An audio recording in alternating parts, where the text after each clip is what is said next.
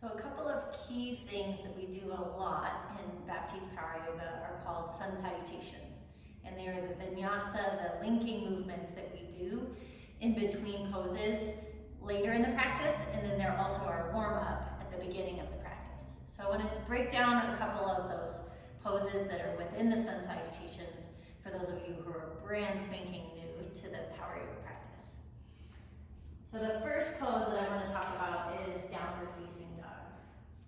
So brand new to yoga people often take downward dog and it's like a really short stance with the backs rounded and it's a lot of weight dumping into the hands. The first thing that I'll have you do is actually walk your hands forward and walk your feet back.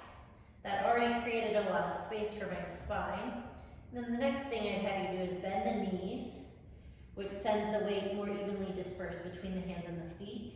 And then the next thing is to tip your sit bones up towards the ceiling. So lengthen the stance, bend the knees, and tip the sit bones or tailbone up towards the ceiling for downward facing dog. Another pose you'll hear a lot is flat back or halfway lift. And a lot of times I see a rounded spine, and that is just in locked out knees. What we want to see is bend the knees and pull your shoulders back and press your shoulder blades in toward your spine. So then you're getting all of the muscles along the back rather than just putting a strained, locked out action in the back. So again, bend the knees. You can press your hands into your thighs, pull the shoulders back. And that actually took my gaze way out in front of my mat for the halfway lift. So a Sun Salutation A is extended mountain pose. Forward fold, notice the bend in my knees. The halfway lift, flat back, pull the shoulders back. And then the next pose in the Sun Salutation is high to low plank. My recommendation is to use the knees for a little while so that you can have a straight spine, you're not collapsed into the low back, and you're not domed up in the upper back. So use the knees and take a deep breath in. And then bend the elbows only as low as you can keep your shoulders back. So you might only go a little bit low at first. Then you uncurl your toes and pull the shoulders back to create a stretch in your spine and abdomen.